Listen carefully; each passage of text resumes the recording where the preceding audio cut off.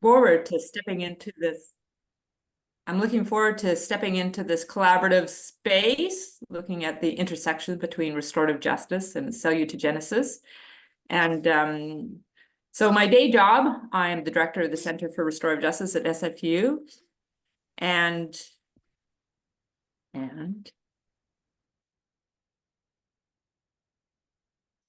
You muted, Brenda. I'm muted? Oh, now you're unmuted again, yeah. Okay, but Muted.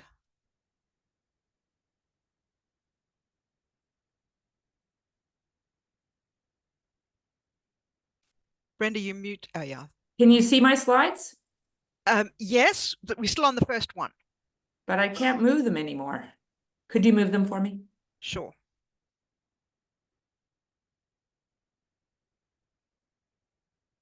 But you muted. I don't know why it keeps on going to mute. You're okay now? I'm good. So I'm not going to touch my computer. So I'm delighted to be calling in from the lands of the Coast Salish people, the seas on the west coast of Canada.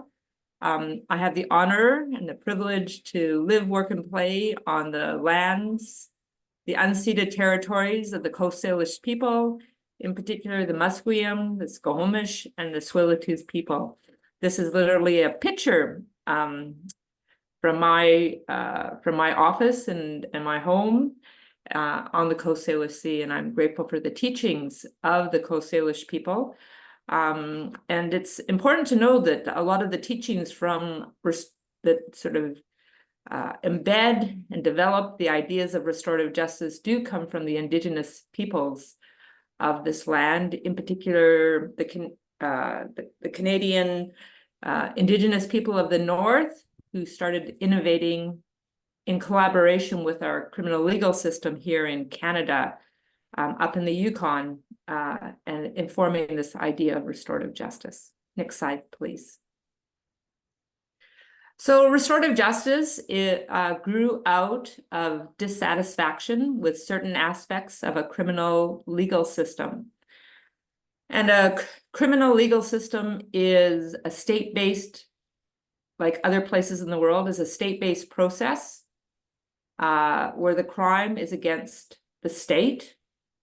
We have a criminal code of all the negative behaviors that we fear and the negative sanctions of those negative behaviors. And it leaves certain voices out, in particular the voice of the victim, because the crime is now against the state. So one of the grandfathers of restorative justice is Howard Zehr. He wrote a seminal book in the 1990s. And then this little book of restorative justice that's now on my screen. And he suggests that, well, we can see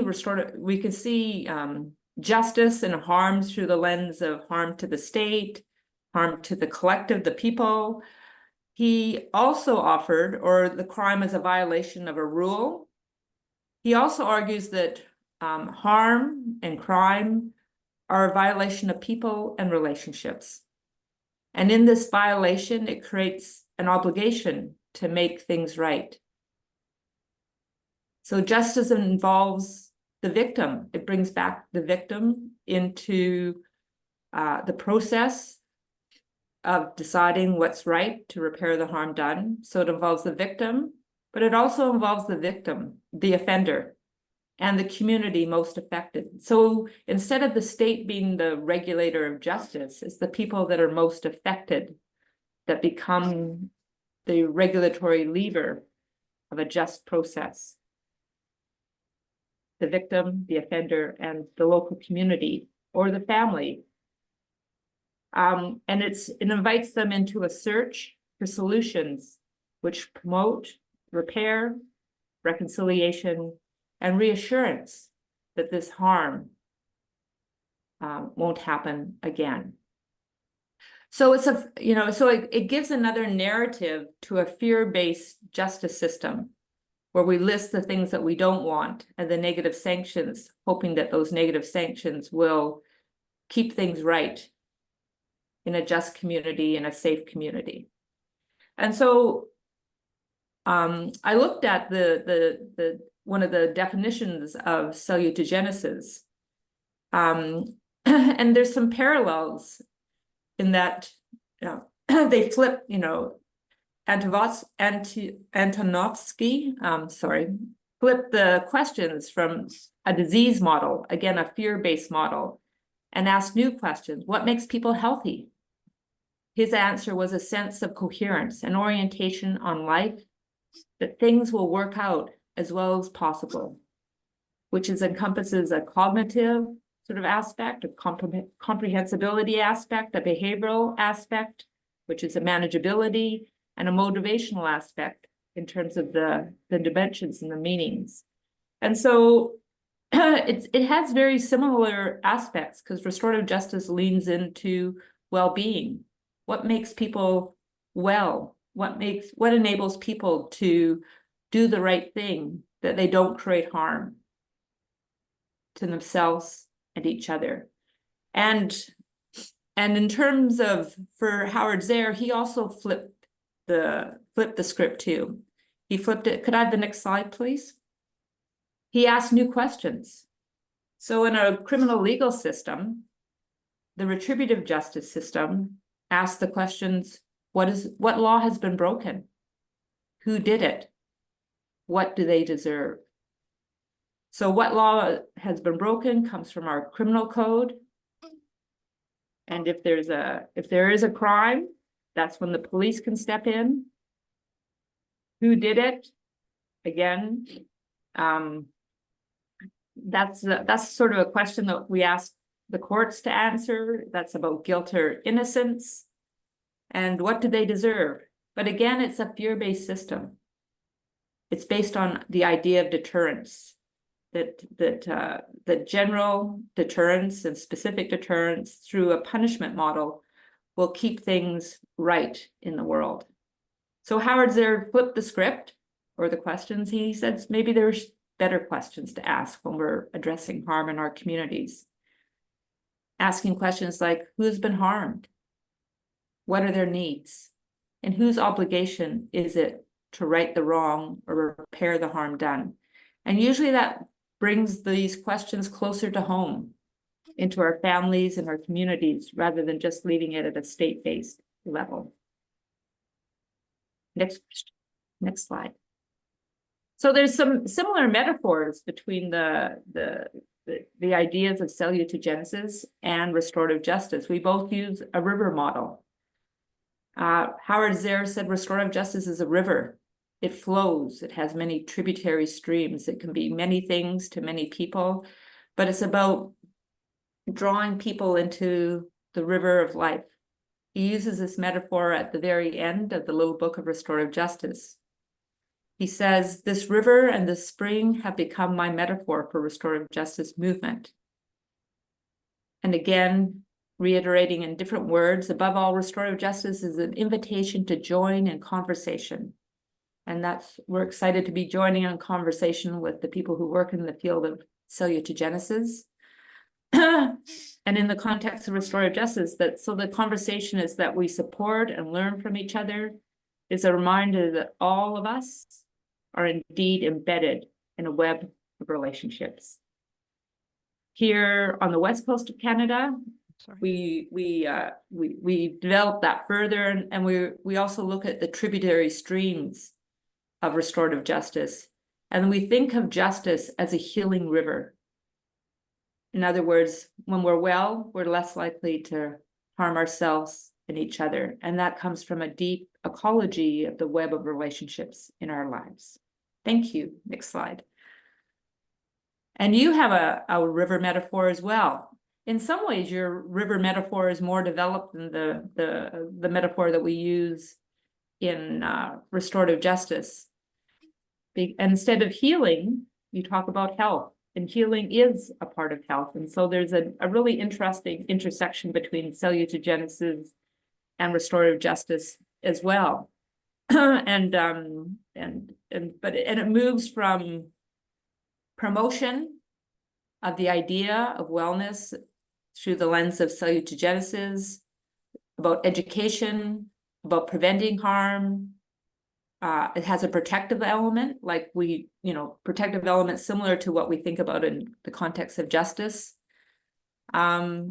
And that we want, and what we're trying to do is prevent, significant harm or loss. And you see it through the lens of health, where someone dies. And so in some sense, I think restorative justice can learn a lot from your own metaphors and how that's been developed. And in some ways, while we don't use the river metaphor, this is what we've developed in the context of particularly restorative justice in an education context, which Kristin will talk about, we move from relational well-being from a proactive level in terms of the recognition of the importance of relationships, to repairing relationships, but all the way up to rebuilding relationships in someone's life. And so that's the way we think about moving from proactive to sort of responsive to harms and needs in our community. And so I think there's a really interesting possibility of learning more deeply from your own river metaphor. Thanks so much. Next slide. And indeed, many researchers have already linked the idea of justice and health.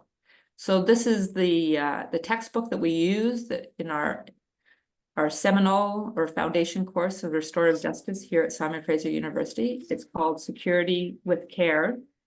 And you can see in the subtitle that restorative justice and healthy societies, what does that mean? And so we explore these ideas in that course. And that course was founded along with the Center for Restorative Justice by the late Dr. Liz Elliott. She passed away in 2011. It's hard to believe it's been that long, but and what she says is, I learned that the problem was much deeper than a flawed criminal justice system, that our work needs to begin in relationship with each other, our natural world, and most importantly, with ourselves. So that's a deep book, and it was delightful to have Marguerite Daniel join us in that course earlier this year. So in some sense, we've begun the journey of linking justice with health. Next slide, please. We're moving restorative justice into the healthcare system here in BC.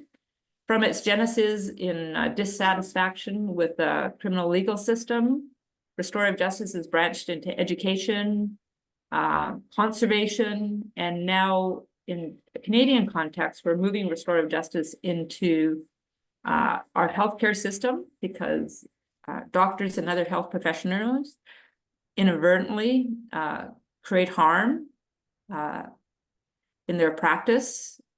And they also take an oath, first do no harm.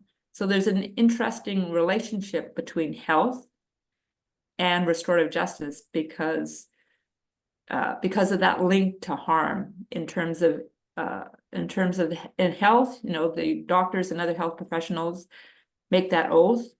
And from a restorative justice point of view, we're about repairing and preventing harm. Next slide, please. So we also have something else in common, that we use these umbrella models. And so in the context of health, instead of saying restorative justice, we call it a restorative approach, and looking at health through the lens of restoration. And so we have a bundle of practices, policies, strategies, and processes under that umbrella. And so here's the definition of restorative justice in a health-based context here in British Columbia. A restorative approach is respectful and relational. It restores healing and raises understanding, which is critical for patient safety and quality care in today's healthcare system.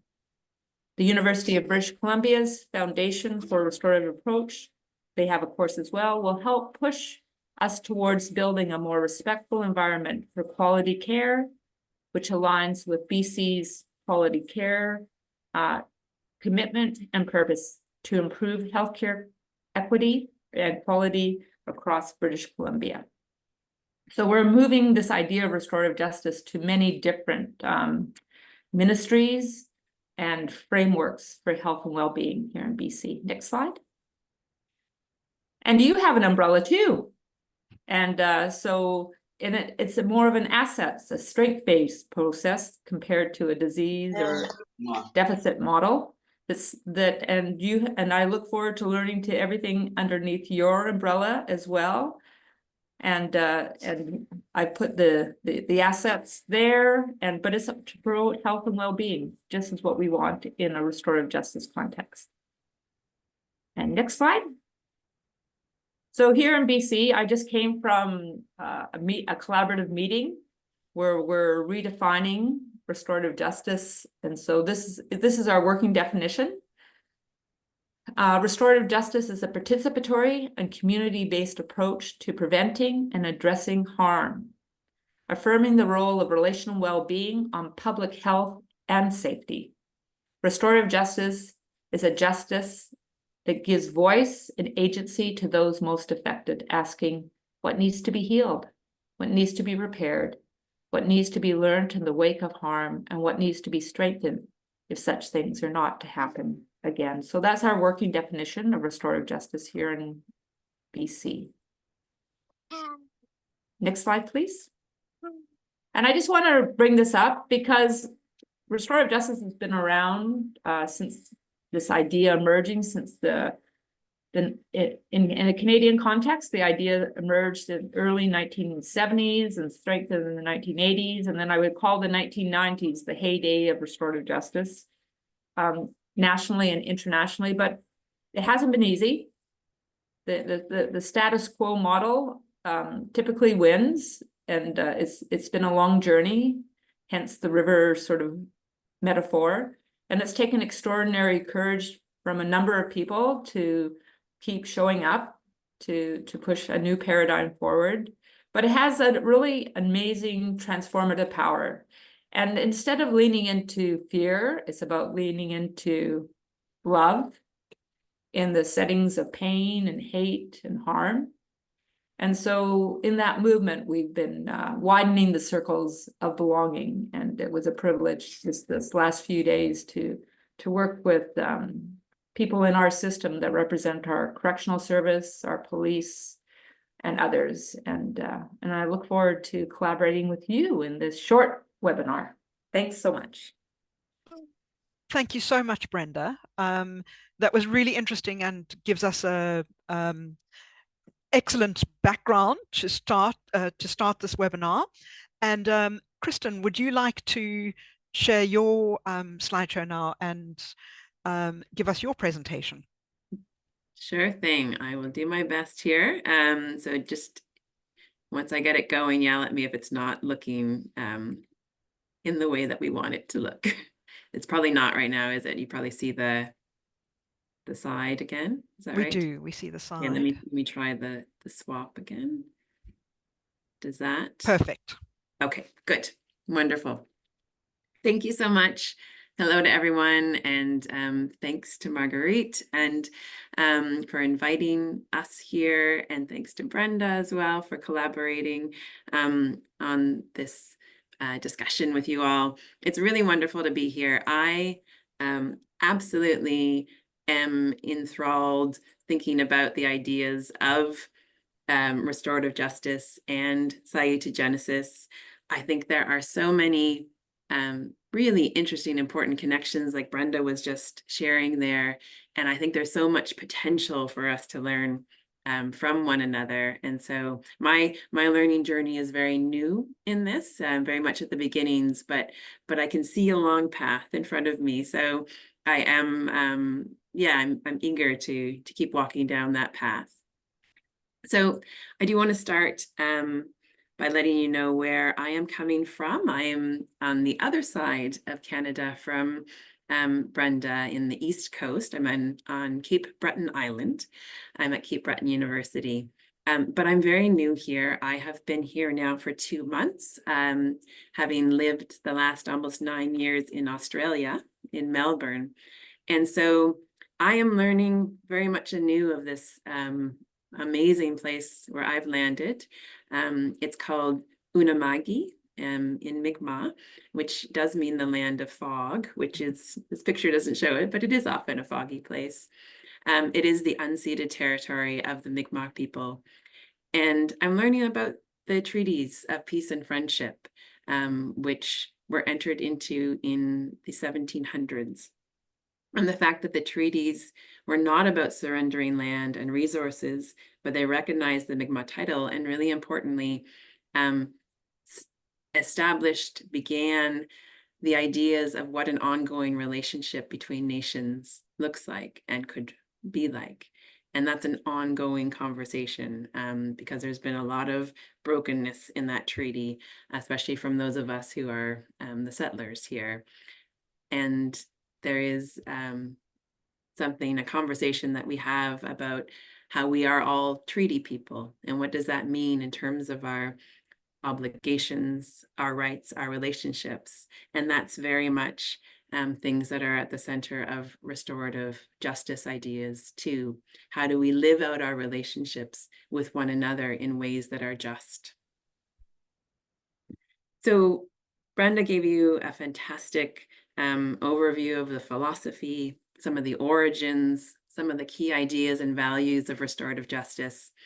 And I'm going to offer an applied sense, a practical example of what restorative justice looks like and feels like in schools, and how that connects with salutogenesis. So as Brenda was talking, restorative justice came out of dissatisfaction with the criminal justice system and the fear, as she talked about it, the fear-based system. And that's very much true with schools as well. So if you think back to your own experiences, a lot of things in schools, a lot of the ways that we organize schools, the practices in schools are often quite fear-based in terms of the hierarchies that are there, in terms of the rules and the consequences if a rule is broken, the punitive approaches that are taken, the deterrents that are provided, whether through grading or whether through detentions or whether through other practices. And so restorative justice in schools came to be named and practiced in the 90s. So a couple of decades after we started to talk about it with the criminal justice system, and really about that dissatisfaction to say, instead of being fear-based, instead of being rule-based, what happens if we first ground everything we do in relationship and hold relationships as the highest priority? And so restorative justice in schools is about how do we proactively build relationships in schools with ourselves, with one another, peers, students, teachers and students, colleagues, outside families, relationships with ideas, with the world, with our environment. If we start with that, if we start with the relationships, how do we build those? How do we keep them going and evolving? And then when things happen, how do we repair them? How do we restore our sense of connection with one another, and our sense of our belongingness to one another and to the institution as well? So that's a bit of a background in terms of restorative justice. What I'm going to talk to you about is an example of a study that I did in a school where I looked at the practices of restorative justice through the lens of salutogenesis. And the study comes out of a bigger study where I looked at 2 different schools, one Canadian and one Scottish. But I'm going to focus in on the Canadian school because that was the place that it really got me thinking about these ideas and the connections. So just as some context, it's a primary school, so it was from ages quite young, from 3 to age 12. It was a school of 350 students, and it was a quite culturally diverse and linguistically diverse school. So there were students from approximately 40 different countries speaking almost as many languages. And many of the students there were coming from refugee backgrounds. It was in an area of the city that had high levels of poverty, high levels of unemployment. And so, you know, a number of things that we would talk about with salutogenesis in terms of the stressors that were there, and that you could easily focus on, you know, what's wrong with the students and their experiences of life. But of course, through that salutogenic model, the thing that struck me was how much they were thriving, and that I'll get back to that in a moment. But that's sort of my first step into the salutogenic ideas of these students are doing incredibly well here in the school. Why? I worked with grade 5 and 6 students primarily in this school, so age 10, 11, 12. They had been on their restorative justice journey for about 5 years. And it had been initiated by the staff of the school, who said, we need to do something differently here. And they looked around and they settled in on the restorative justice model. The way that it looked in this school was mostly using restorative circles. Now, circles can be used. The circle is actually physically sitting in circle most of the time, where we see one another, where we hear from one another, where we're present with one another. And they use them in a variety of ways. They use them proactively. So as a check-in in the morning to see, you know, where people were at, how are they feeling, as a way to ask questions and learn about one another and grow our understanding of one another, as a way to engage in the content of a class, you know, do a math problem around the circle. But they also use them responsively. So when something happened, if there was an issue out on the playground that involved a lot of the students, they would come back in, they would have a circle to talk through what has happened, who's been affected, some of those questions that Brenda was sharing with us, and, you know, what can we do about it? Or smaller circles if there was a couple of people involved in something, or bringing in family members. So, but ways to respond to harm, ways to respond to a brokenness in the relationship. So that's the background. Now, the thing, like I said before, I saw that these students were really thriving, which had me very curious.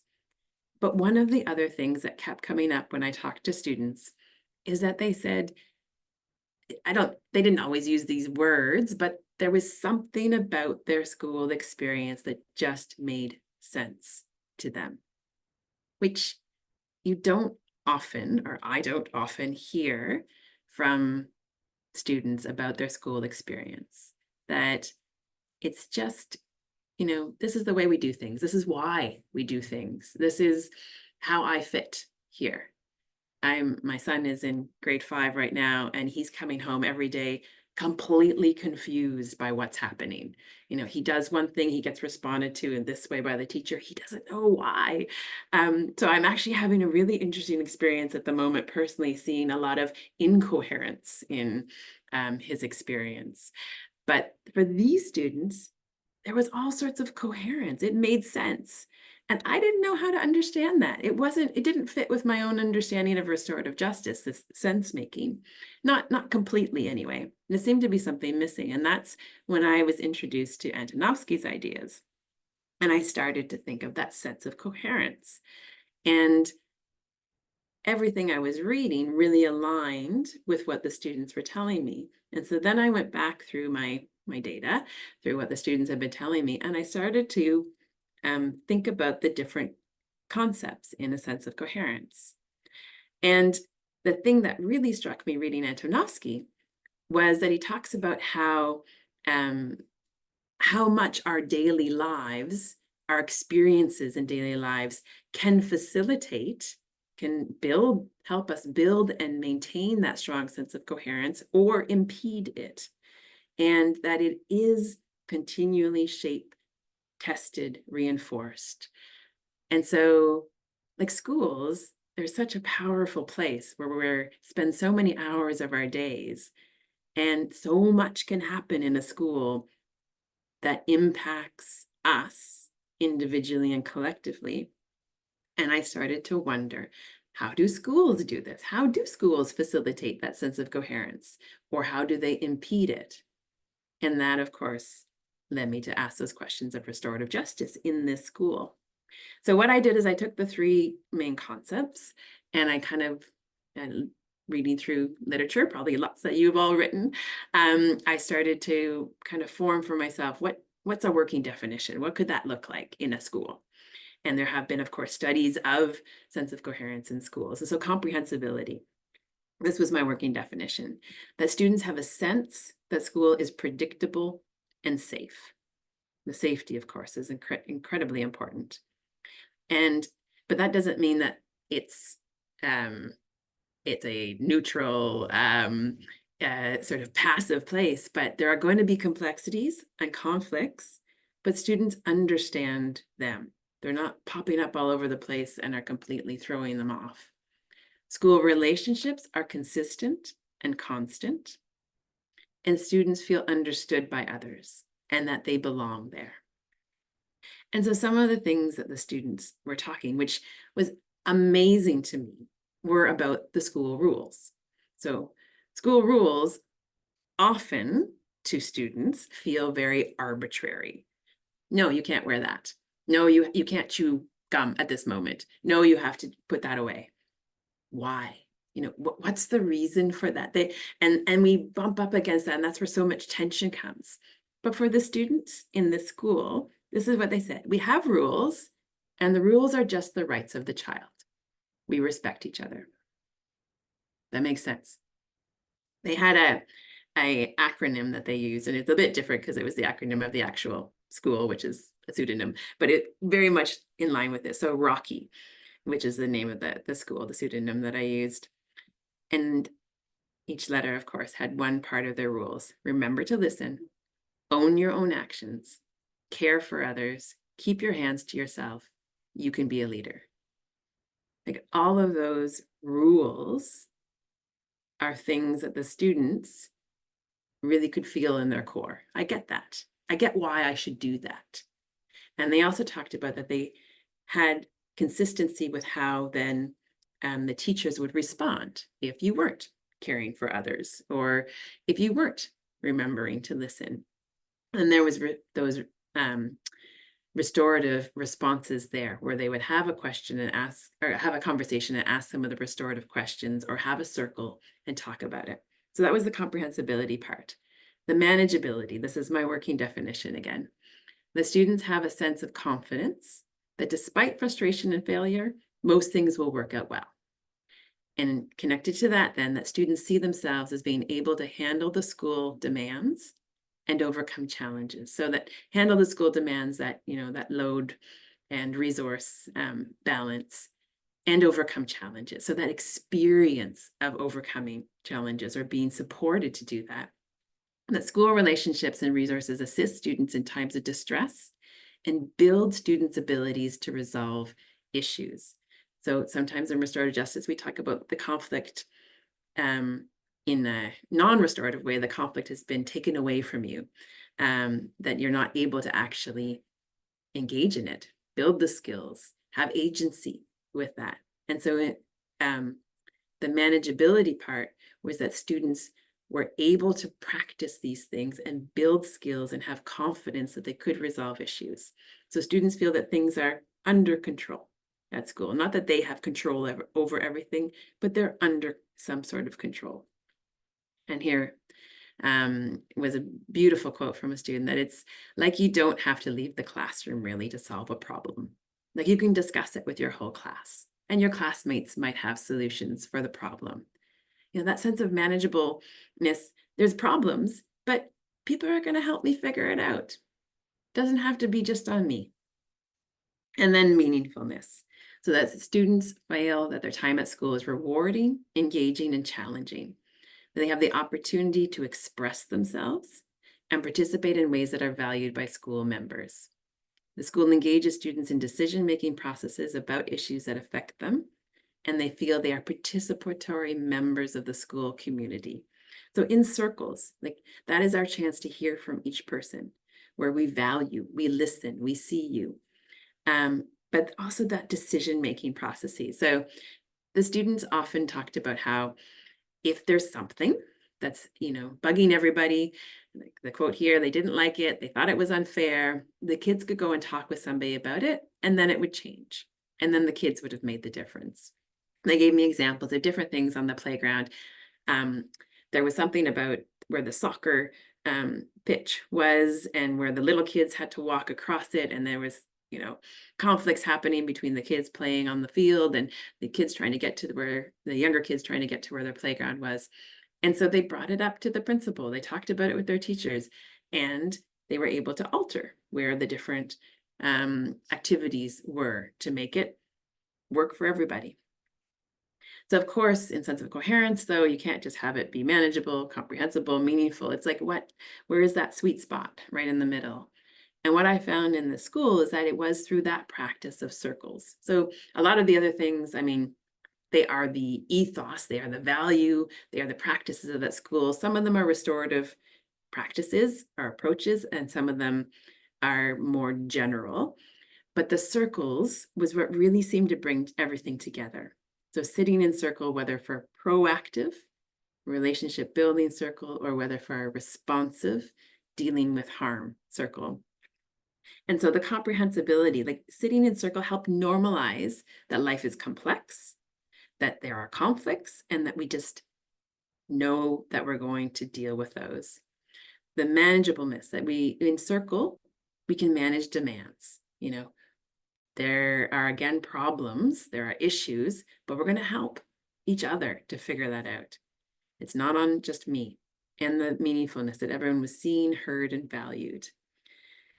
And so this school, I found, through embracing restorative justice, was able to help students to build their sense of coherence and to do that as a collective. And one of the other things too, one of the beautiful things I saw in one of the circles, so I did circles also with the students to learn from them about their experiences. And even within that circle, they talked about some of the content that I've just shared with you, but they also absolutely embodied these practices as they were talking with one another. They were able to, and these are 10, 11-year-olds, they were able to, agree with one another, build on what one another said, but then also they were able to disagree and to say, actually, that's not my experience. And they had learned ways of doing that, which really gave them an incredible power to be able to know that we can disagree about this and we're still friends, or we're still in the same class, even if we're not best friends. We have ways of getting through this. One of the things that I really love and think are an amazing link between a sense of coherence and restorative justice is that neither is what we're reaching for in the end. So restorative justice, we're not trying to bring restorative justice into schools or any situation for just the sake of having restorative justice there. We want restorative justice in schools. I'll talk about schools because it helps us, as Liz Elliott, who Brenda mentioned before, helps us to live collectively and as our best selves. That's what we're reaching for. A strong sense of coherence, Antonovsky talked about, is not what we want as a good in and of itself, but it's salutogenic. It moves us towards the health side of that continuum. And so both are focused on really how do we individually and collectively be well, which for me, I think, reaches to the bigger purpose of all of these things. And education, again, it's not for the sake of just education, but it's helping us to live well in a world worth living in for everybody. And I think there's a lot of power when we bring those things together and focus on that end, or the healthy side of that continuum. Nope, there we go. I hope I haven't talked too much, but there's just a list of references as well. Thank you so much, Kristin. That was really, really super to have a very practical illustration of many of the points that Brenda was also making. So for everybody attending, what we're going to do now is I'm going to ask Brenda and Kristin a few questions related to some of the concepts of salutogenesis to try and bring some more links out. And then there's going to be an opportunity for all of us to engage in questions and discussion. So save your questions. We will give you an opportunity. But first of all, Kristin, you mentioned some of, I mean, you know, the fact that both of you mentioned that Antonovsky said a strong sense of coherence enables us to move to greater well-being. But he also looked at what are the sources of a strong sense of coherence. And Kristin, you mentioned them in passing, but I just want to kind of repeat them. He said, actually, it's the kind of life experiences we have. And I love that quote that you had, Kristin, you know, about children. The real issue is whether the societies in which our children grow up and which we live our daily lives facilitate or impede the development and maintenance of a strong sense of coherence. And he identified three particular life experiences that he then linked to making a strong sense of coherence.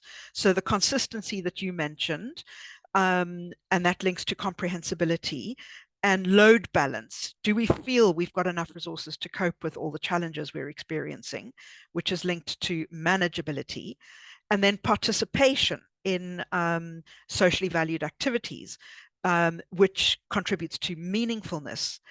And I was wondering if Brenda and Kristin, you could say something about how over time the experiences with restorative justice shape these kinds of life experiences and therefore strengthen coherence.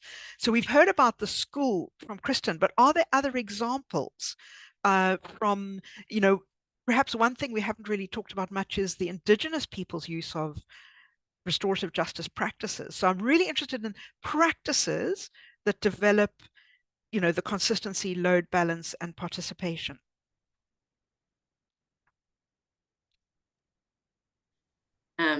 I can talk a little bit first, and then Brenda, do you want to jump in there? Okay.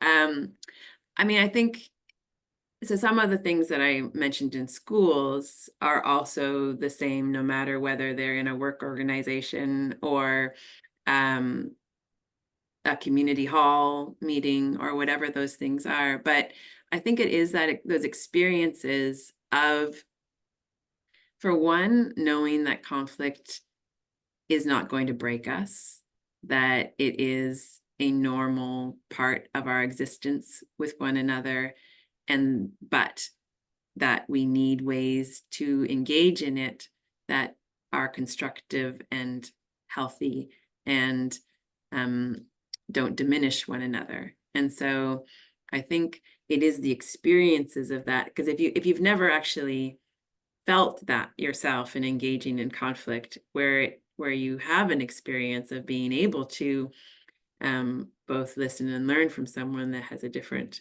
sense than you do, and have yourself listened and learned from as well. If you don't have that experience, you don't trust that either. And so I think it is the overtime experiences that we can engage in these conversations, and it's not going to break us. It's actually going to strengthen us together and us individually as well, I think is super important. And then the participatoriness of that too, where we do feel seen and heard, and do have experiences of belonging to groups, whether that's a community, a neighborhood, whether that's a work organization. And also I think institutionally, like if we can trust that the institutions, again, whether that's work, school, or whatever, have thought these things through and have processes in place, like a restorative process, if an incident of harm occurs or when conflict occurs, that we actually trust in the individuals and the institution to follow through on those processes and to actually not only listen to us, but actually make change from that as well. Mm. That's Thank what I you would very say much. generally. Yeah. Yeah, thank you.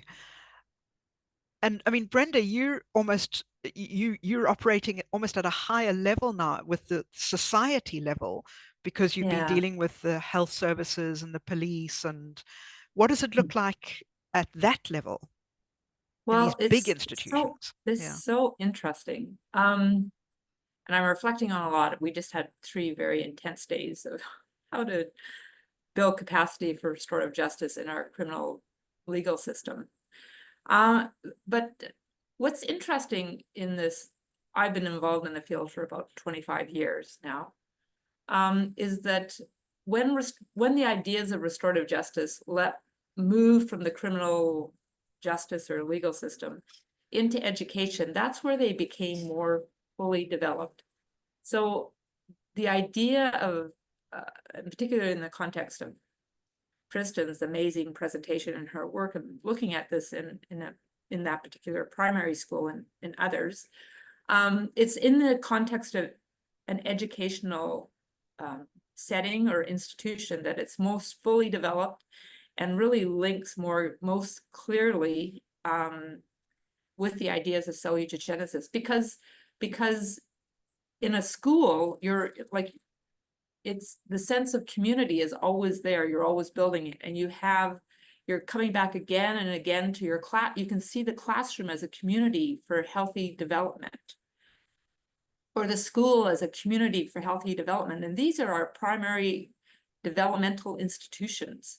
And so we have a lot of opportunity to really sort of bring the ideas of salutogenesis and restorative justice together to really, so I think some of the ideas that Kristin, unpacked in the context of education can really help enrich this idea of restorative justice, because restorative justice grew out of more responsive, like how do we better respond to harm? It was less seen as proactive than reactive. And so when we respond to harm in a criminal legal context, we do so in the context of police diverting to a restorative justice process compared to a criminal legal process, courts diverting to restorative justice. And we also have restorative justice in correctional facilities as part of a reintegration sort of process, what's reintegration back into society. So the place that these ideas of developed meaning and coherence are most developed, that we have an opportunity to lean into it more so, are mostly in educational context. It seems that it's easier to do in primary school than secondary school. As we move up the educational ladder, it becomes more difficult because of the way we design curriculums, and they're more task oriented, and we want to, the relationships become harder to focus on because we're focused on the curriculum and we don't sit in the same classroom every day. But in an institutional context, it's been hard to move restorative justice into, say, a university setting. But the ones that are doing it best are medical schools. So there's some great examples of bringing restorative justice into medical training, particularly in the United States and in California. But we're just starting to work on it here in British Columbia. So the medical school learned about this idea of restorative justice. They started implementing, and then the provost of the University of British Columbia learned about it. And so we're about to, in a couple of weeks' time, have a big meeting with how to think about this at a university setting, not only to respond to harm.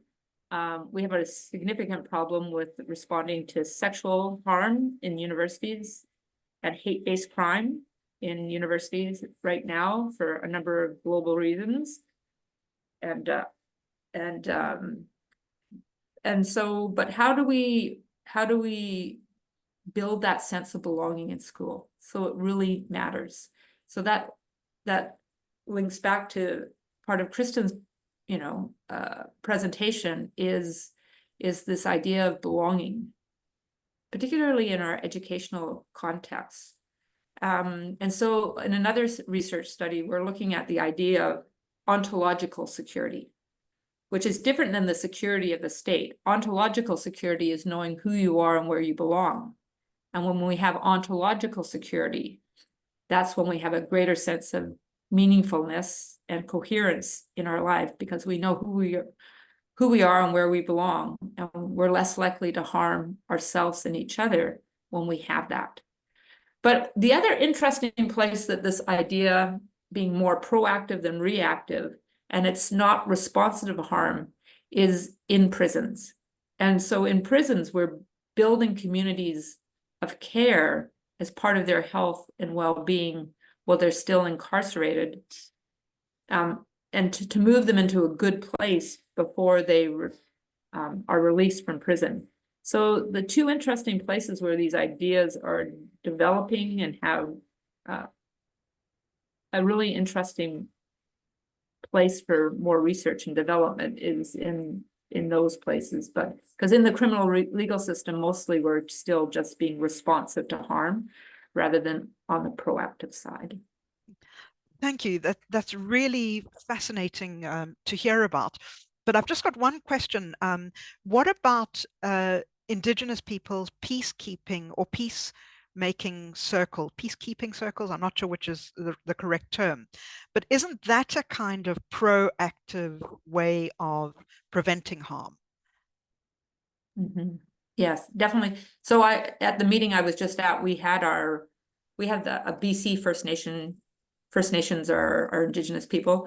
We have a BC First Nation Justice Council was there, our Métis Association, which is our sort of French and Indigenous peoples, and part of the genesis of restorative justice came out of what we learned from Indigenous people, particularly in the Yukon. So Judge Barry Stewart back in the 1980s was like this circuit court judge. He'd fly into remote Indigenous communities and to be a judge and make rulings or judgments on different cases. And he said, whatever I'm doing is just not working. And so what would you do? And he asked the Indigenous people of the Yukon Territory, and that's where he discovered this idea of circles. And other people discovered this idea of circles. So circling up together, as Kristin's amazing research project showed, can be used as a proactive or a reactive process to bring people together. And so Indigenous people and many of our ancestors, Indigenous and non-Indigenous or Indigenous to that particular place in the world, use something akin to restorative justice and sitting in circle. It's sort of, we gathered around a fire and we work things out locally within our communities. But that's when we were living more at a community level than the idea that the state, this bigger idea of the state and how the state maintains social control. And it's really important in any colonized sort of society, because when the state moved in and the state took power away from the local people, our Indigenous people are disproportionately represented in our criminal legal system. And so in the Canadian context, because we've had a truth and reconciliation process, the intersection between reconciliation at a state-based or nation-based level is sort of intersecting with the idea of restorative justice, of how do we repair the harm of colonization together with repairing the harm of individual criminal legal cases. And so Indigenous people are using circles to rebuild their culture and their communities in the context of sovereignty and self-determination. And so they're returning to the circle for that process, because there's been a lot of learning and harm, and that turns up as intergenerational trauma, that fragmentation. And so they need to rebuild themselves and their culture, and they're doing it through circle processes. And they look very different in different places. I mean, in the Canadian context, some people, sometimes we use a talking piece to maintain the process in the circle. So when you hold the talking piece, you have an opportunity to be heard. When you're not holding the talking piece, you have an opportunity to listen. But it's also voluntary. So even if you pass the talking piece, you can just pause for a minute and just sort of listen and build understanding. And you might not have anything to say at the time, and you might just pass it on. And some Indigenous communities pass this way and some pass that way. And there's different ways that we need to understand that. And some don't use a talking piece at all, but most of them sit in a circle, but it's based on this idea of consensus. And it doesn't mean full agreement, but it's something that I can live with to move forward in a positive way and build hope and coherence in my life. Thank you so much. So now there's one other thing that I would like to ask about, and then I will hand the floor over to the rest of the people so that they can ask questions and comment.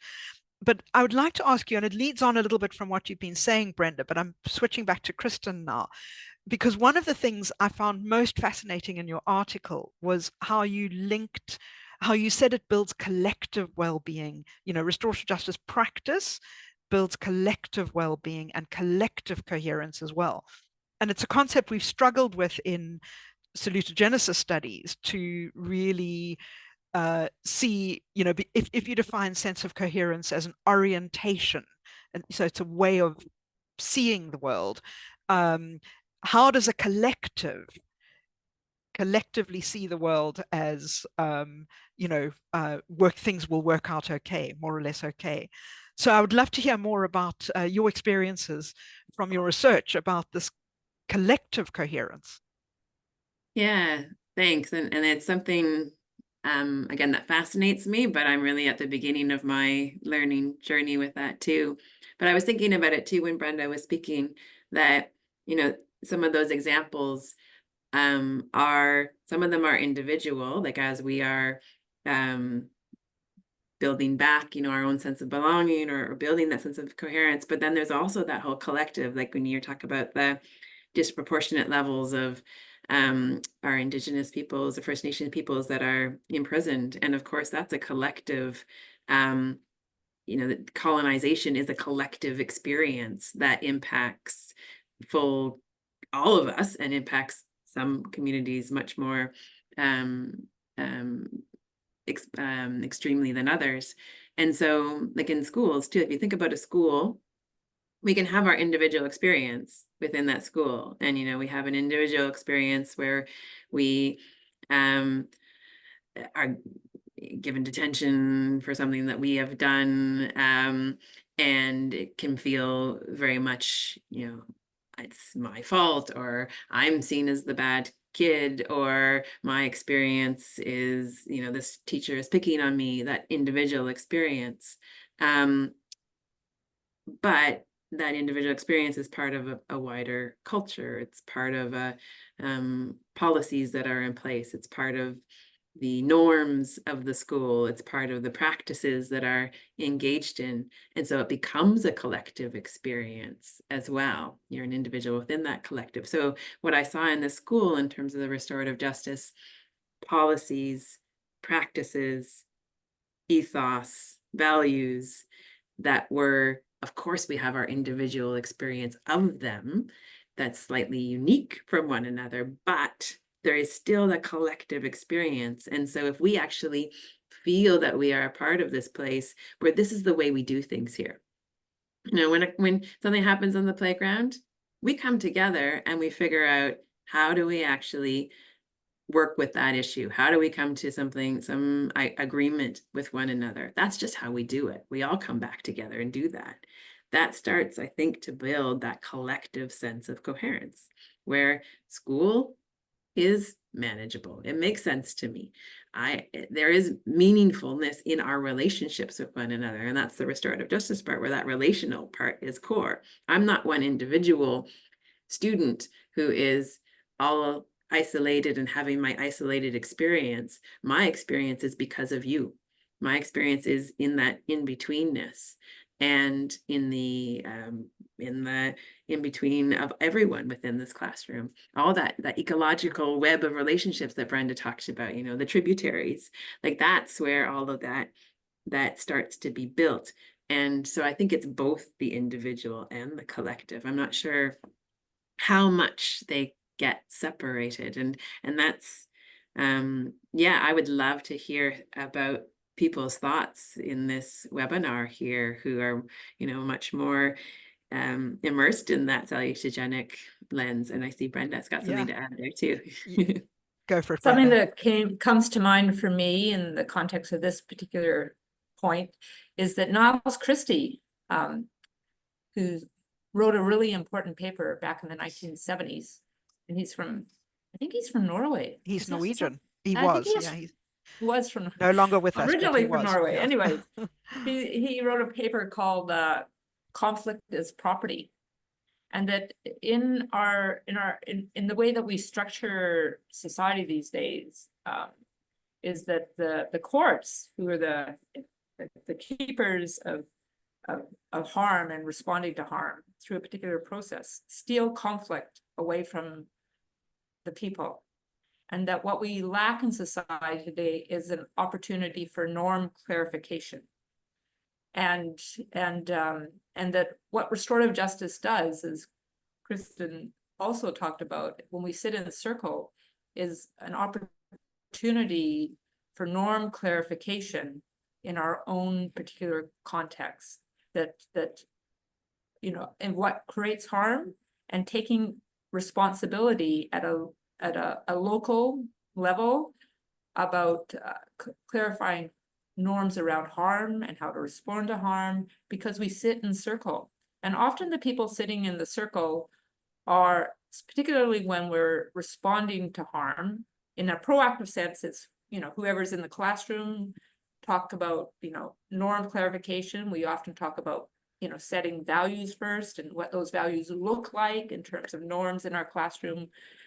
But in a restorative justice process, when we respond to harm, the people there are the person that's been harmed, the person responsible for harm.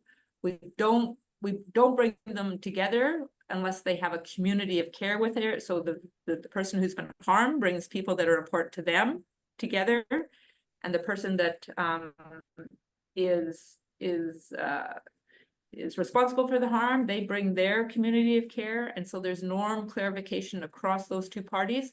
But in the broader, particularly in the circle process, and where we from the Indigenous people, the other people there are members of our community.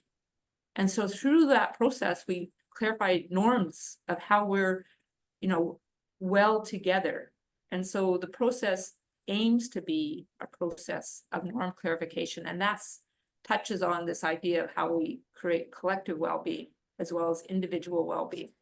And we know from the data on restorative justice is that when we do this, when we engage in this process, and it invites us into the process at an emotional level. In a courtroom, we separate reason from emotion. In a restorative justice process, we find reason for emotion. It's bringing those emotions and those things that have been internalized into a collective context. And we know through the research that those who are responsible for the harm are less likely to do it again, recidivate.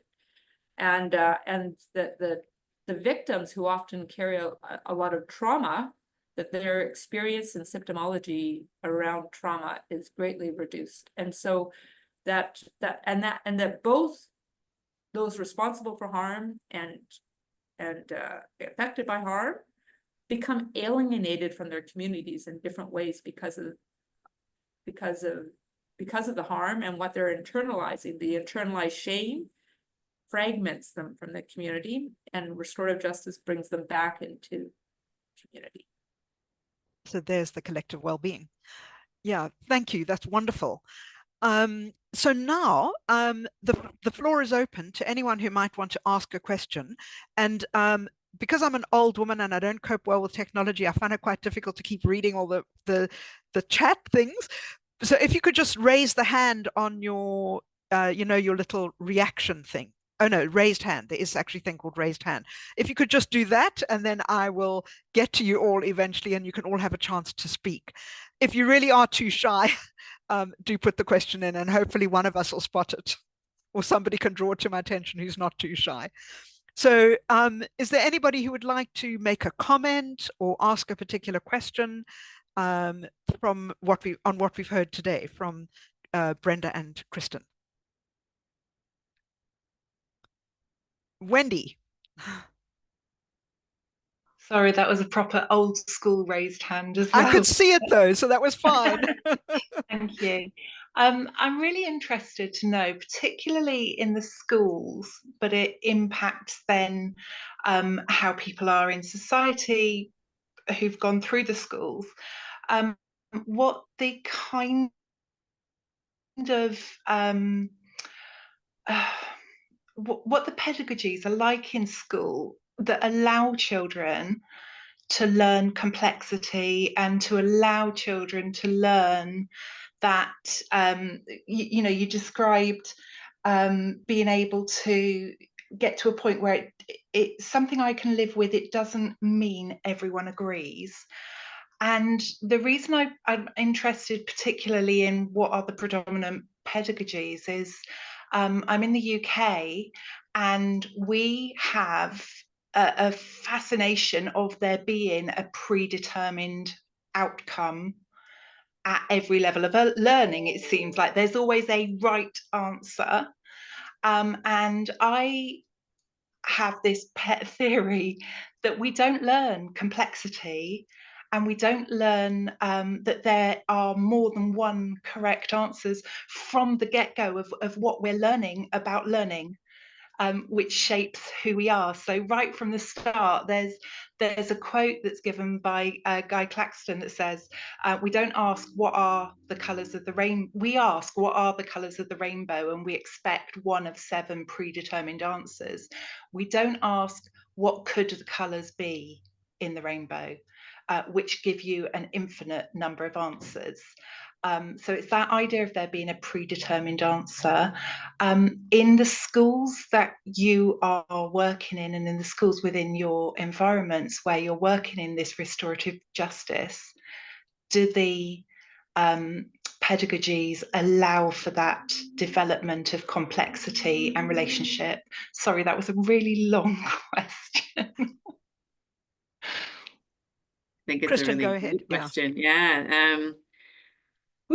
I mean, there is so much that has happened over many decades in terms of narrowing, what schools and those who populate schools. There's a lot of constraints that have come in, that our governments in most countries have put into place, but also the expectations, I would say, of society in terms of what good schooling looks like. And often it does become very predetermined, and we have these learning outcomes that we're trying to get to. And there's certain things that, everyone has to be able to do at the end of this year. And so there's lots and lots of pressures and constraints.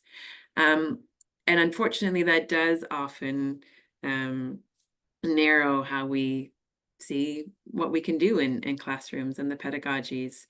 It doesn't have to, I would say, and there's a lot of amazing work that does happen in schools. And so we talk about restorative pedagogies and relational pedagogies, and within that, really trying to open space. I think so much about education is about opening space, and opening space to truly engage with ideas, with ourselves, with one another, with content in a non-scripted sort of way, in that because we don't actually know who is part of this classroom until we actually enter together and get to know one another. And so we don't know the wisdom that's everyone is bringing in. We don't know. We have so many complex issues in our world. We don't know what the solutions are. And so we actually do have to open that space. And so Circle does work to do that by bringing in questions that matter to the people that are involved and really trying to listen and allow for that space to be created. But on another level, if you're interested in that Alfie Kohn has written some amazing ideas about how do you actually bring in and create spaces for conflict, for dissent, for making mistakes, and for because it is in mistakes that so much learning, and quote unquote mistakes, it is in the unscriptedness of places where we actually get to education and not just schooling in many ways. So I think it's an important question. I think the restorative ideas do lend themselves to that. But I think, as Brenda mentioned, we so often revert to the status quo. So even in a school that calls itself a restorative school, often it will get narrower to the point where it becomes just sort of a kinder way to punish, a little bit more of an interesting way to teach, and it doesn't actually live into the fullness of what we want it to be, I would say, as advocates of restorative justice. Brenda, do you want to add to that? Yeah, those are important questions. So yeah, restorative, particularly, as I said before, in the context of educational institutions, restorative justice has had an opportunity to become deeper, to move not just to responding to harm, but to changing the way we deliver curriculum and our own pedagogies. So there's to really think through a relational lens rather than getting it like it's more, our school system is very task oriented. Like we need to know this and this, and everybody should know how to do X, Y, and Z by the end of grade 1, and then we're going to build on that, and it becomes very cumulative over a number of educational expectations, and those are important. But what we find from the research is that when you focus on the relational aspect, those educational outcomes are strengthened. And so the work of social emotional learning in schools is a nice intersection with this as well, because we know, particularly through that work on social emotional learning, they also say that relationships are important, and that when you focus on relationships and the social and emotional health of young people, that the learning outcomes, the academic outcomes, are strengthened. So the SEL work is really important, and there's researchers in England and elsewhere that have sort of developed this as well. So the work of Hilary Kremen at Cambridge University looks at this as well, and then the work of Belinda Hopkins and others up in Edinburgh. I introduced Howard Zierr through the little book of restorative justice. Lindsay Pointer has written a little book of restorative justice teaching tools. She does a lot of work in educational contexts. There's a huge literature on that, and there's the work in a Canadian context by Dorothy Vandering up at Memorial University. She has some great webinars and a great set of information and teachings tools and through their work, and it's called Relationships First. And I can put the website in the link. So there's a lot of resources out there that people are deepening the understanding of praxis and pedagogy in schools that you can draw on. Thank you. Fungi, what would you like to ask or say?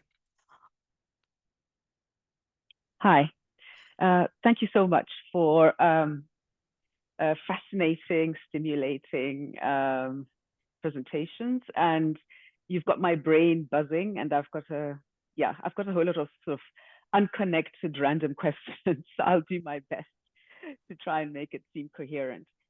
So my first question is, when I think about, from listening to you two, what you say about restorative justice gives me this idea of people sitting together, sitting in circles, communicating, exchanging ideas, right? Which is wonderful, which is ideal.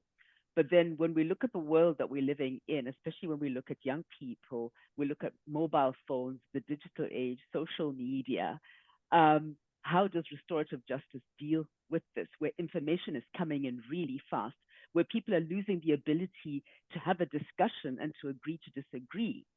You're either on my side or you're against me, that kind of, and we see that a lot in the chat rooms, in the way people communicate online.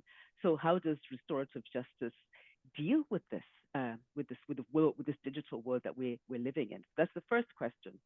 The second question is, it was really interesting what you said, Brenda, about working with the police. And I can see how that would work. But for example, I know definitely Norway, and I think in many European countries, before, policing was a community based. So you had the local police station in the various areas, in the various communities. The police knew people, the people knew the police. So they always knew when things were happening. You know, they knew who was who. They could quickly connect with people. But now everything has been centralized. So the police are all somewhere in the city in a big building. They no longer know people. They are just sent out when things happen. And then it's you know, it's sort of more of like, it's not a very restorative way of working, right? It's reactive. So then how do you work with the police when the structures are centralizing everything and moving things away from communities and from where the people actually are? Thank you. Thanks, Fungi. So, Brenda, do you want to start? And then we'll give Kristin a chance. I'll start with the policing question. Okay. So it's interesting because it was the police looking to do something different that led to this idea of restorative justice in way back when in Australia. So both Kristin and I have spent time in Australia, and the genesis of restorative justice there is quite different than the genesis of restorative justice in a Canadian context. But it sort of started with policing when a man named Terry O'Connell wanted to do something different. And he and others looked to what was happening in New Zealand at the time. And so they developed this idea of instead of the police, you know, recommending charges or responding to a harm or a crime, and it was that particular group of people that came over and actually did some early training in England with the Thames Valley Police, and then they also came over and did some training with the Royal Canadian Mounted Police here in Canada, to think about how to respond to harm in a more in a way that actually addressed the harm, rather than the courts sort of stealing the harm from those most affected. And so the way that we do that in a BC context in particular is that we in the province of British Columbia, which is large, it's a very large province. I don't know how large, but it's, you know, bigger than most states in Europe. And so we have restorative justice societies, like community-based restorative justice societies, who have offices in most detachments or police officers in British Columbia. And so those people who sit in those restorative justice offices build good relationships with the police, trusting relationships with the police. So the police have the opportunity through something called restorative measures here to divert the case from going to a court to going to a community-based process. So it's how that is operationalized at an institutional level. And we had attorney general at the time that came down to Australia when I was there in British Columbia. And he came back to British Columbia and he institutionalized community-based restorative justice. And each society is a little bit different, and because they're responsive to the needs of their particular community, but they work hand in hand with the police to divert cases to a community level. So that's and maintaining those relationships is vital. Like the police, without trust, the police will not divert, because disrupting the culture of policing, like it's a paramilitary sort of institution, particularly the RCMP in the context of Canada, because they were a colonizing force here. Developing relationships was key. And so we, in the meeting that I just came from, there was police representing the Royal Canadian Mounted Police and municipal police, and they have police officers where it's their job to bring that awareness to the police officers, so they know that there's institutional authority to divert cases to the community. Thank you. And Kristin, would you like to answer the question about how does Sure. RJ deal with the digital? I don't know if you've got any ideas. Yeah. They are both very good and very tough questions. And yeah, the media, social media, all of the information coming to us, it's a fantastic point. And it's probably the thing that keeps me up at night too, trying to figure out, how do we remain connected in real ways and in relational ways to one another? Because the root of so many of the issues that happen online are the anonymity, are the lack of relationship and the lack of sense that we are connected to one another. I think, in cases where harm happens online and there is a real life still connection, such as cyberbullying that happens, in schools, definitely there are restorative processes that are brought in to help think through proactively, but then to deal with the real harms that come out of that, and that have been quite effective. But that is when you actually have that real life in person connection.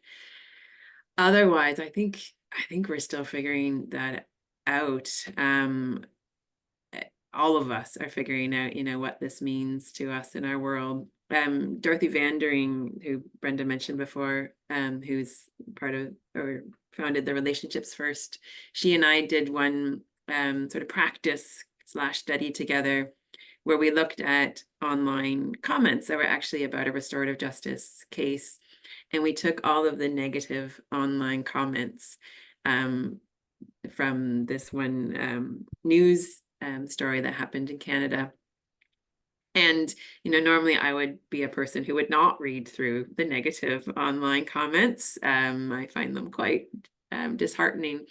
But we actually decided to engage in our own sort of restorative process with the negative online comments, where we took each comment and we thought through sitting in circle with the person, obviously in an imaginary sort of way, but to think through and ask questions where we couldn't hear the answers, but to think through, what is happening for this person, what is the impact that they are, that they might be responding to, where to sit with it. And that was incredibly powerful personally, to spend time not dismissing, not ignoring, but to sit with and think through the real person who was on the other side of this comment.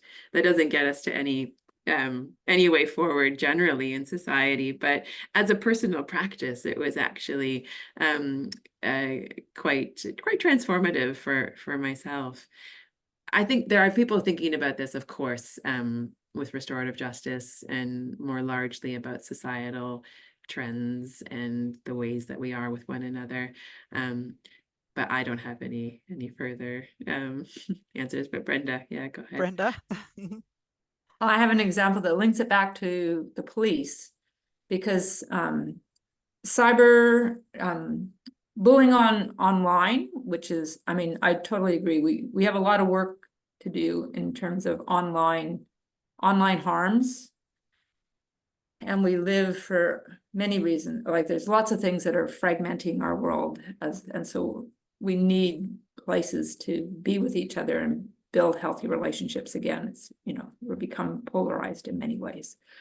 But linking the idea of policing and this idea of responding to online harms, we had a case a few years ago now where, because cyberbullying is a crime in Canada, and so there was a case brought forward to the local RCMP station in central British Columbia, because it was very serious, and the police there, because they had a strong relationship with the local restorative justice community and society, diverted the case, because it's really hard to. It's, you know, in a court of law, it's really hard to unpack this. It's also becomes very re-traumatizing for the person who experienced the harm to be brought forward in an adversarial manner, to be questioned, and it's a public court of law. So it's, you know, for you know, serious levels of harm where there's a power imbalance between the person harmed and the person responsible for the harm, like bullying in schools. Like bullying is defined as a systematic abuse of power, but also sexual harm, race-based harm, lots of those harms. There's a power imbalance, and so you have to be careful about that. And the court is not a safe place to do that because of the adversarial nature of court. So we're diverting more and more of those cases away from court and creating other processes. So back to bullying in schools, one of these cases was diverted back to a community level. And the young woman involved, or child, the young child involved was still feeling significantly harmed, and she didn't have the strength and the voice to participate in the restorative justice process. So her parents stepped in to represent their family and their daughter, and to talk about the extent of the harm caused. And most restorative justice processes go through three sort of stages. The first stage is just talking about what happened. Because often the first thing that happens is the story fragments. And you need to build coherence around the story, because often in a case of harm, different people create different stories about what happened. So creating a collective story is really important, and that sort of brings a sense of coherence back. And there, you know, I've sat in other cases where people are just like, oh, that makes more sense now, because, you know, people bring, you know, sort of amplify their own story about what happened. And so the first stage is what happened. That builds a certain sense of coherence. And then it goes a little bit deeper, and the next question is usually around, how were you affected? And people are affected in many different ways. You know, in terms of, say, a trauma response, I don't go into that classroom anymore. I don't hang out with those friends anymore. I don't do this, I don't do that. But also how I'm affected at an emotional level. So the next step goes to a place that courts can never go to, because we find the intersection between reason and emotion.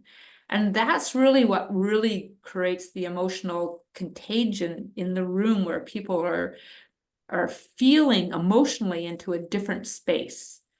And then once that's there and in the room and in the center of the circle, that's when we can start truly understanding how to repair the harm done, because people are there at an emotional level. They're not still in their heads trying to, in an adversarial court sort of process. And so that case of cyberbullying led to really amazing outcomes. And we had another case of bullying in schools that was quite salient in our community and all over the radios and our Canadian Broadcasting Corporation. And this father had like phoned up into sort of a talk show about this and said and told his story. And it was really powerful about the outcomes that were achieved by having the courage to step into a space where harm is caused. particularly when it includes, you know, our children. Wow, well, that's wonderful to hear that there are examples of some of these cases being solved and healed. Yeah. Did you want to respond at all, Fungi, to that, or are you happy with the answers? Okay. Sana has been very patiently waiting to ask a question, so go ahead, Sana. That's okay. It's in a totally different, or maybe not totally different direction. But first, thank you for the presentation. This was my first encounter with restorative justice, and I really like the concept. I'm working on projects around refugees and people with disabilities, and especially the inclusion of these groups. And I'm wondering, maybe Margriet, you also have some ideas about that, but how can we maybe use or connect the idea of restorative justice around the practices that focus on those inclusion type, action focused research thingies? Is it a clear question, or? I don't know, would Kristin, seeing you've had experience with a school with refugees, I don't know if you might be able to answer that. Yeah, so just to make sure I understand, Sana, Yeah. so just working with that particular sort of group of people, how could restorative processes? Yeah, how could it help Mhm. to move towards inclusion? So, for example, Yeah. in the workplace or in society, and maybe especially in an Mhm. environment like here in the Netherlands, we are our politicians are calling it an asylum crisis, and kind of Right. really polarizing this whole Yeah. problem. But if you want to work towards more inclusion for all, then how can you incorporate restorative justice and maybe salutogenesis in that connection to do so? And I don't know how, but yeah. Yeah, it's a great question. And I think I mean, it happens in small ways and then it happens in bigger ways, of course, too. And I think, you know, if you're going back to some of the values that underpin restorative justice,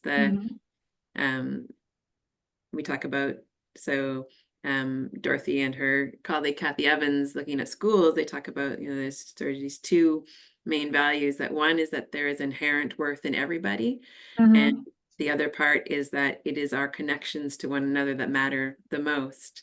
And so, you know, those values are, you know, that is inclusion right there, in terms of seeing that inherent worth of each person and seeing how we need to be connected to one another.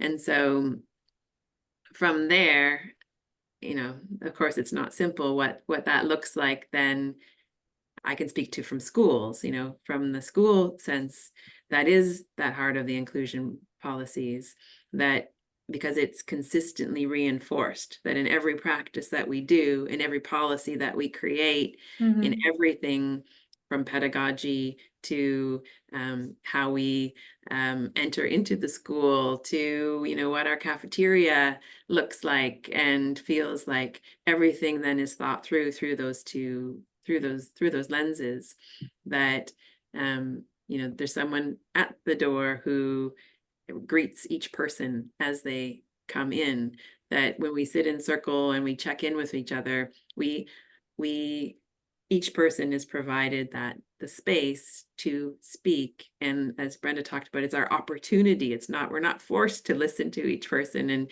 you know, because I don't know who you are, I don't, you know, you're different from me.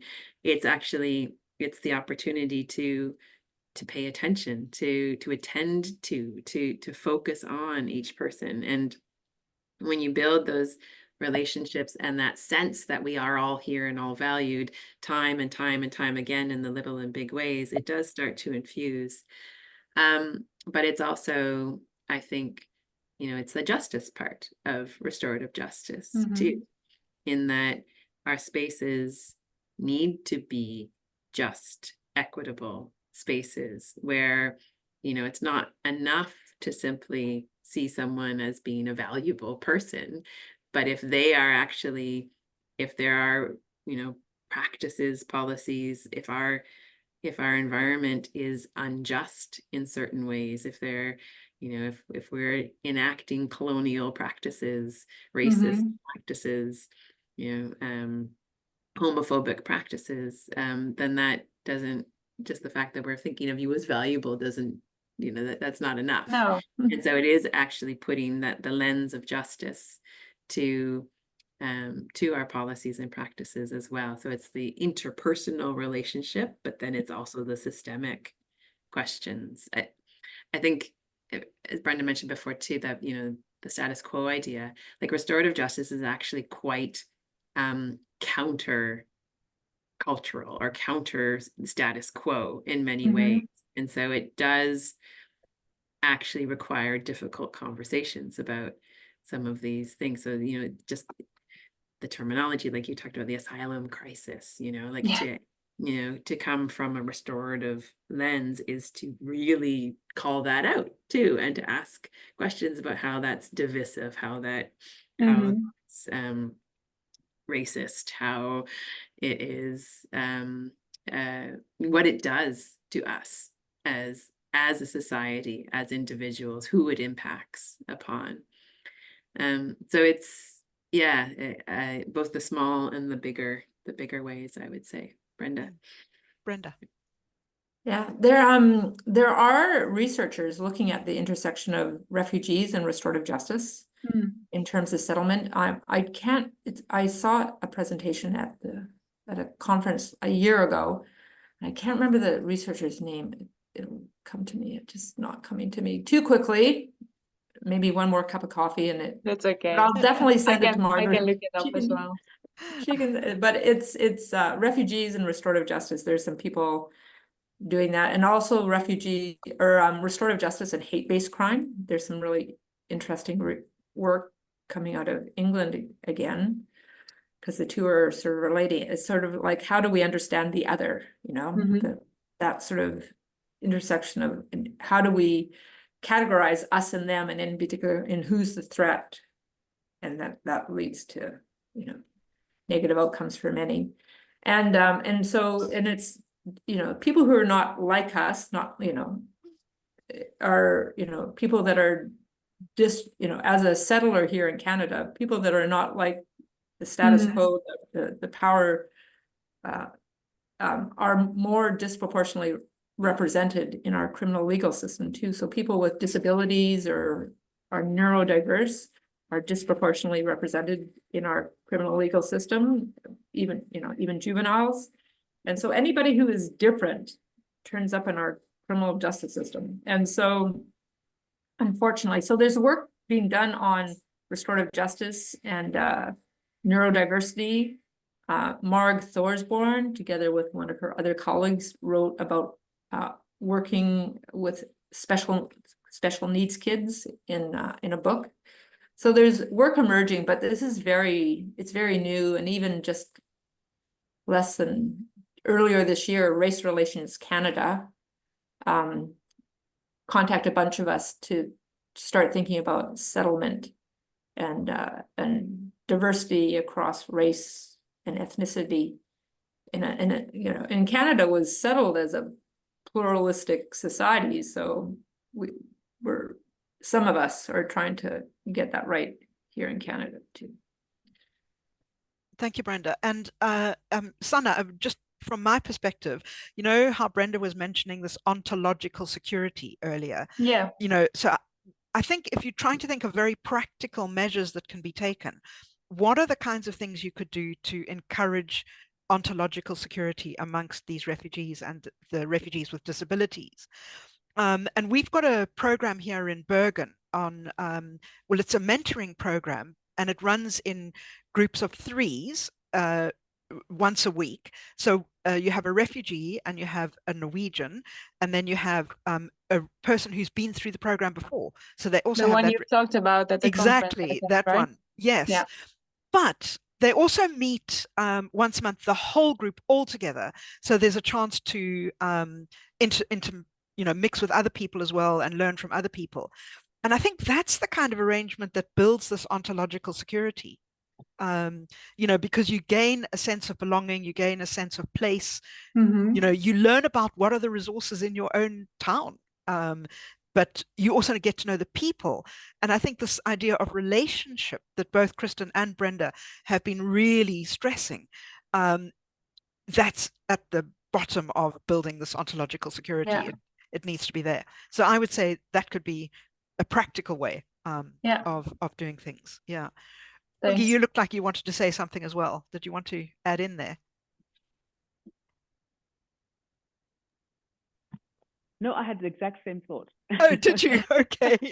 When Sana was talking, I was thinking, yes, because the ontological security really struck me when you mentioned it, thinking, Marguerite, about what's happening in Norway, in Oslo, and also in Sweden with young people who are mostly, I think, second generation, and mostly of having Muslim backgrounds, how there's now this backlash, and they are angry, and they are not sort of playing up in schools, and it's basically like cities are on fire, that kind of rhetoric, right? And it's like, what is this about? It's not having a sense of belonging.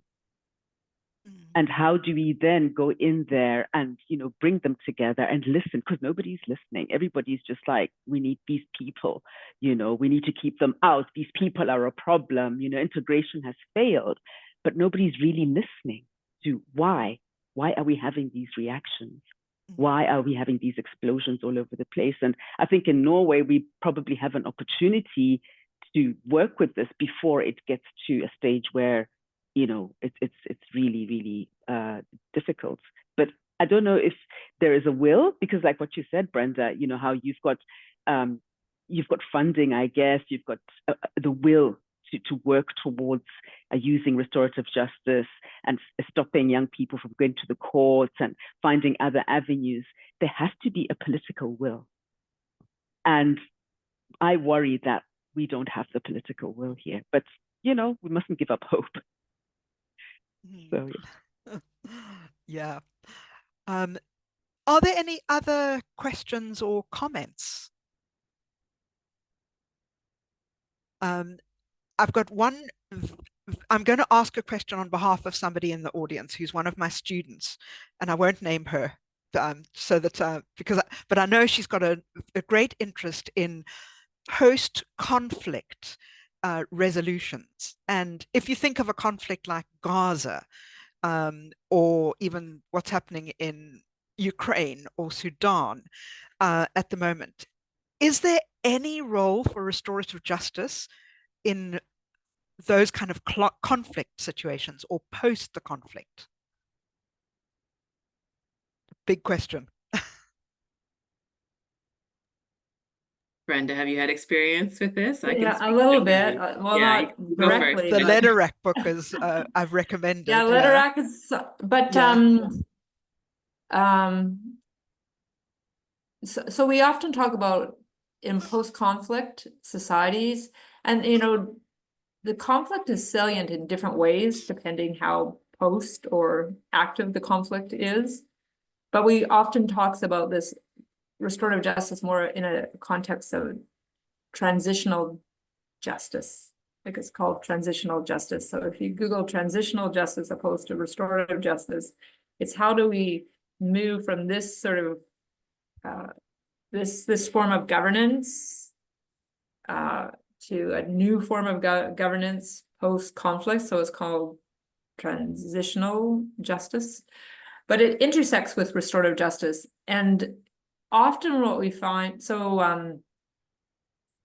in John Paul Lederach's context, he calls it, his book, it's a really great book. I use it in one of my courses.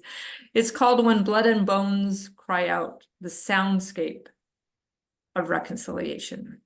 And his point is, and this is sort of like norm clarification as well, is the point is that these ideas of who we want to be and where we belong and living in a just society will never sort of settle into a new world or new way of belonging to this new state, that until it echoes into our communities and lives there. So, it sort of extends this idea of restorative justice from this encounter between the victim and the offender, more to a community level. So restorative justice has always been at the intersection of the person responsible for the harm, the person who was harmed, but also central is this idea of the community, that is at the community level that we can create these social echoes. That, you know, the state is less able to do that because they're so abstract and they represent everything, and there's so much politics involved. So it's at a community level that these social echoes have to move out and be, and that idea that I mentioned in my last slide, the circles of belonging become bigger. So we have to start small and move bigger. And often at a collective level, what happens in the context of restorative justice is that rather than the meeting face to face, that you have to meet with your own community first and create that sense of ontological security at a small local level before there's a conversation, before you're ready to have a conversation between the harmed and those responsible for the harm. So it grows more gradually, and it's just hard work. Requires a lot of courage for people. And so they tried to do this in, say, places like Rwanda, where they capitalized on the small community-based processes to build a larger process to respond to the harm of the genocide in Rwanda, you know, decades ago. So there's a few examples around. Yeah, thank you. That I think that was a really good answer. Kristin, did you have anything to add there? Not too much, really. I think, yeah, what Brenda has said resonates for sure. The only thing that I would add is just I'm thinking about, and I've read also of examples. I've never been in any of myself, but of the importance of storytelling, you know, of having the space to tell the stories of the conflict and of your experience of that conflict. And so how it goes through the same process as a restorative process of what happened, but we need to tell our stories, and then to who's been impacted and how, and then to what do we do, and that in conflicts, in post-conflict, you know, the timelines for those can be very long and quite varied. Like it might be years to get stories out before impact, before whatever, but also, you know, there's the very real concrete, how do we live next to one another right here, right now, and to hold sort of those two processes in together. The long truth and reconciliation, basically, the long storytelling and truth telling, and also we need to live together. What do we do? Yes. Yeah. Well, thank you. This has been such a wonderful conversation, and it's gone all over the show. And thank you so much to both Brenda and Kristin for giving us their time. Brenda for getting up so early and sitting on some stairs so that you could get good internet connection. It's been really marvelous, and I greatly appreciate your contributions and your presentations. And thanks to everyone for participating and joining in on the discussion, and it's been absolutely fascinating. So thank you everyone for being here. And just a quick announcement, our next webinar will be on the 19th of December, and we're going to be celebrating Antonovsky's 101st birthday. Because of the Gaza conflict, we didn't have it last year, but we're just going to go ahead with it this year. So it's going to be the 101th his anniversary of Antonovsky's birthday, 19th of December. I hope to see you all there. Thank you all very, very much for joining in. Thank you, Marguerite. Thanks, everybody. Thank you. Thanks, everyone. Such great questions. Really appreciate everyone being here.